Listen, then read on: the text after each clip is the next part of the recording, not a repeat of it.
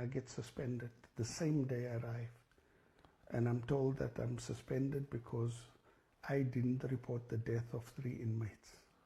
And the point is, it was not your responsibility. I wasn't there. I had an acting person in my position. Yes. But they suspended 3 of us. So why do you think they specifically suspended you? You see, when I came back from suspension after 2 months, Yes. I realized why I was suspended. So why were you suspended? To ensure that Bosasa secures the entire contract without streamlining or deviation, and they secured the contract for 10 years. And how much was it? 1 billion rand. So with escalation, annual escalation. So you get suspended. So you find that Bosasa is doing something wrong. Correct. You get suspended. Correct. While on suspension, the same companies get given a 10-year contract with 1 billion. What did you make of that? No, look, for me, it showed me that there was people that were manipulating processes, because I was the one that was supposed to recommend. All of this sat in my branch. Yes. So I was the one that I had to actually recommend. Which company deserved to be awarded the contract? Yes, yeah. So it was clear that somebody had interest, and I was clear. I mean, what I told the Zondo Commission is that I believe there was interest from the minister. Which minister? The Home Affairs Minister? Home Affairs Minister. So, yeah, that's the only reason that I could find. Okay. What interests were they, if you may ask? Look, I realized later that a brother worked for Bosasa. Okay. On another project. Okay. You know. So it was that. I mean, what I didn't indicate, I also found Gibson having an interest in my suspension. So then I realized that it seems as the Bosasa crew that's actually managing.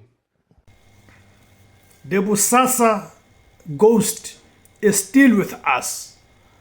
Arthur Fraser exposes corruption. Good day, fellow South Africans, and welcome back to Izwi Labansundu, the voice for Africans. If you are new to the channel, please make sure you subscribe, you join, like this video, and hit the notification bell so that you never miss hard-hitting political analysis and commentary.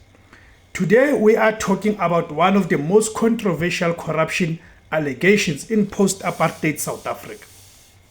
We are talking about Bosasa, Arthur Fraser, and former National Assembly Speaker Nosiviwe Maphisa Nqakula.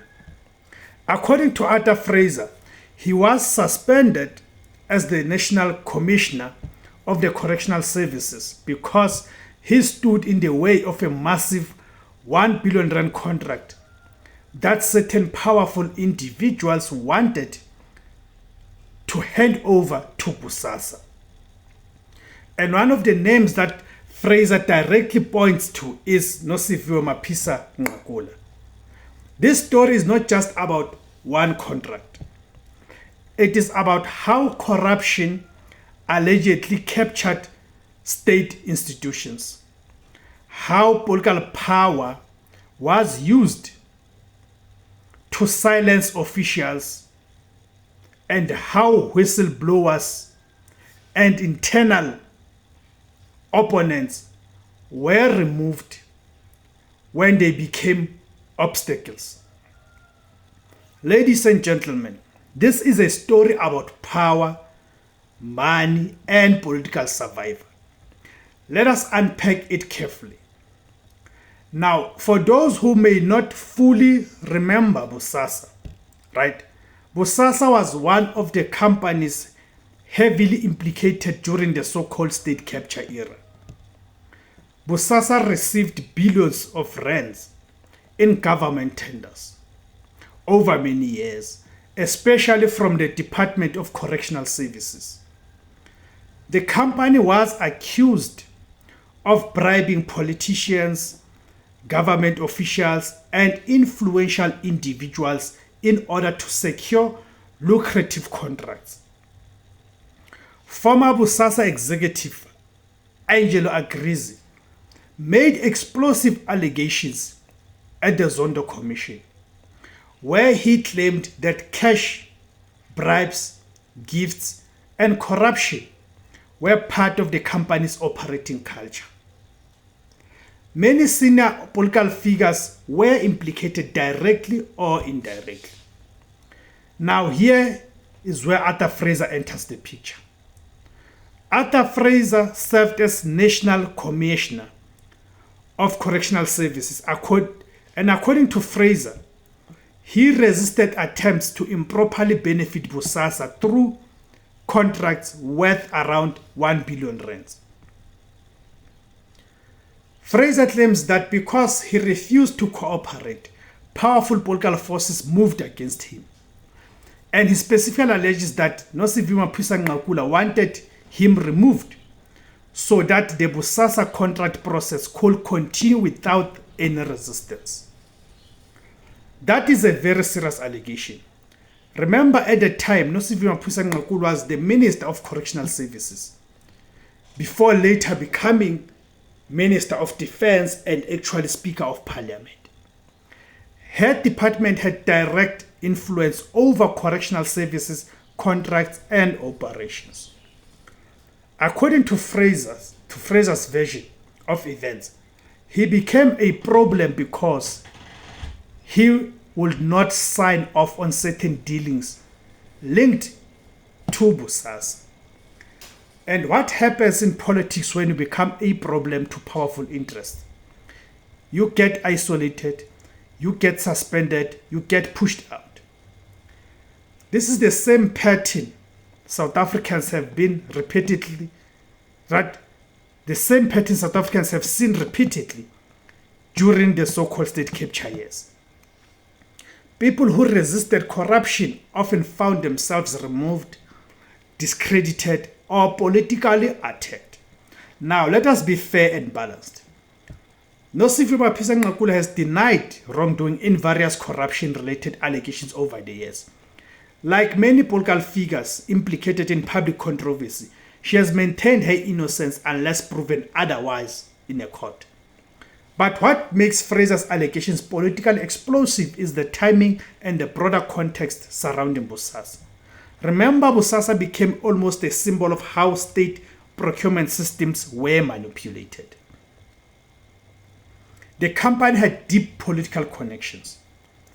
There were allegations of bribery involving luxury gifts, cash deliveries, security upgrades, and influence over government officials.